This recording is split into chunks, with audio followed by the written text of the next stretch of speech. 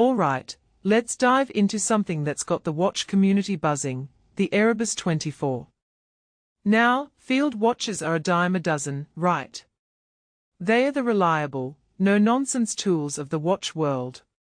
But here's the thing, Erebus has managed to shake things up in a way that's both subtle and genius. Personally, I think this is one of those moments where a brand takes a classic concept and adds just enough innovation to make you go, why didn't anyone think of this sooner? So, what's the big deal? Well, the 24 introduces a 24-hour display, but not in the way you'd expect. Instead of just slapping on a 24-hour hand, Erebus has made the hour markers themselves switch from 1 to 12, then 13 to 24, and back again at midnight. It's a small detail, but it completely changes the way you interact with the watch. What makes this really interesting is how it blends military-style timekeeping with the simplicity of a field watch. It's like they've taken the best of both worlds and merged them seamlessly. Now, let's talk about the design. The 24 comes in 38mm and 40mm sizes, which is great because it caters to different wrist sizes. But here's where it gets a bit tricky.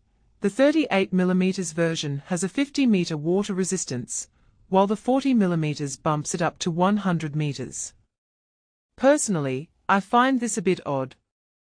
If you take a step back and think about it, the 38mm is arguably the more wearable option for most people, but it's limited in terms of durability. It's not a deal breaker, but it's something to consider if you're planning to take this watch on more rugged adventures. One thing that immediately stands out is the dial options. You've got 10 different variations across both sizes, ranging from bold, vibrant colors to more muted, earthy tones. What many people don't realize is that these dials aren't just about aesthetics, they are also about legibility. The sandwich dial design, combined with the lumped pencil hands and red-tipped seconds hand, ensures that the watch is easy to read in any condition. And the way the 24-hour complication is integrated. It's so well hidden that you almost forget it's there until you notice the hour markers change. Under the hood, you've got a modified Miyota 9000 series movement.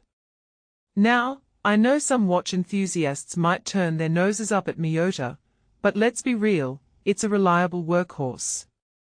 What this really suggests is that Erebus focused on functionality over prestige, which aligns perfectly with the field watch ethos. The movement's been tweaked to handle the 24-hour complication, and while we don't have all the technical details, it's clear that it's been executed thoughtfully. From my perspective, the 24 is a masterclass in how to innovate without overcomplicating. It's not trying to be a high-end luxury piece or a tech-packed gadget, it's just a solid field watch with a clever twist. And the pricing? $499 for the 38mm and $599 for the 40mm feels fair, especially when you consider the build quality and the unique complication. Plus, you get both a leather strap and a NATO strap, which is a nice touch. But here's the bigger question. Does the 24 signal a shift in how we think about field watches? Personally, I think it does. It's a reminder that even in a crowded category, there's always room for innovation, as long as it's done with purpose. If you take a step back and think about it, this watch isn't just about telling time, it's about challenging our expectations of what a field watch can be. So, is the Erebus 24 worth the hype? In my opinion, absolutely.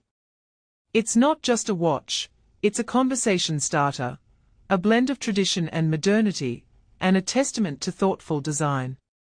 Whether you're a field watch purist or someone looking for something a little different, this one's definitely worth checking out. What do you think? Is the 24-hour complication a game changer, or just a cool gimmick? Let me know in the comments below, I'm curious to hear your thoughts.